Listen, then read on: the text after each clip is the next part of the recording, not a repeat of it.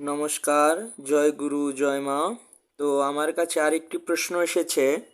প্রশ্নটি হচ্ছে, ঘরে কি মা কালীর ছবি বা পট রাখা যাবে, বা সেই ছবি বা পটের সেবা দেওয়া যাবে কিনা? তো এই বিষয়ে ঠাকুর শ্রী শ্রী রামকৃষ্ণ পরমহংসদেব তার কথামৃতে একটি কথা বলেছেন, যে ঘরে উগ্র দেবতা বা উগ্র স্বরূপের দেবতার ছবি না রাখাই উচিত। এবার কথা হচ্ছে যে মা কালী তিনি কি উগ্র না শান্ত? মা কালীর যত রূপভেদ আছে তার মধ্যে গিয়ে যেটি হচ্ছে দক্ষিণা কালিকা, সেটি হচ্ছে অনুকূল। হ্যাঁ, সেটি অনুকূল। সাধক হোক, গৃহস্থ হোক কিংবা সন্ন্যাসী, তিনি সকলের প্রতি অনুকূল। অর্থাৎ ভগবতী দক্ষিণা কালিকা হচ্ছেন অনুকূল সত্তা। আবার এই দক্ষিণা কালিকার ক্ষেত্রে গিয়েও এর সব রূপ সকলের দ্বারা পূজ্য নয়। হ্যাঁ, বিদ্যারাগী মন্ত্রের যে দক্ষিণা কালীর স্বরূপ রয়েছে তা সকলের জন্য নয়।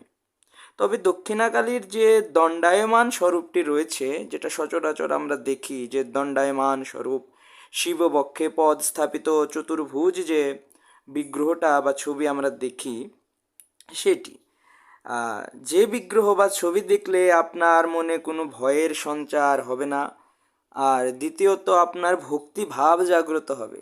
হ্যাঁ, এখানে আরেকটি কথা বলে রাখা ভালো, যে আপনার মনের বিষয়।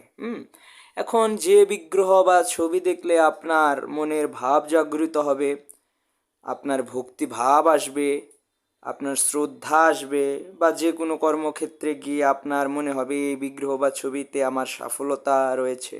তো এইরকম যদি ভাব আসে, বা এর একটা মায়ের প্রতি টান আসে, যে না, এটা আমার মাতৃস্বরূপ, এটা আমার কন্যা স্বরূপ, এইরকম একটি ভাবের উদয়ের একটি বিষয় রয়েছে।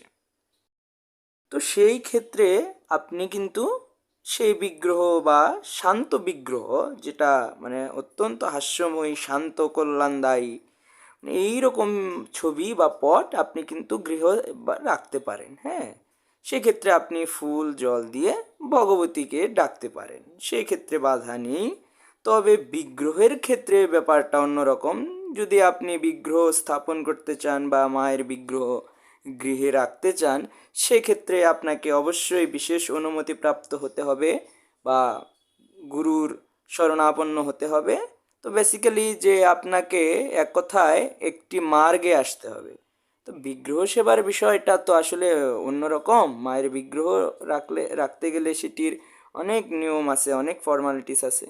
তো সেই ক্ষেত্রে আপনি কিন্তু মায়ের একটি সাধারণ, সুন্দর, হাস্যময়ী, কল্যাণকর এরকম একটি, মানে কল্যাণকর তো সব বিগ্রহই, তারপরেও আপনি শান্ত স্বরূপ আপনি রাখতেই পারেন, সেই ক্ষেত্রে কোনো বাধা নেই।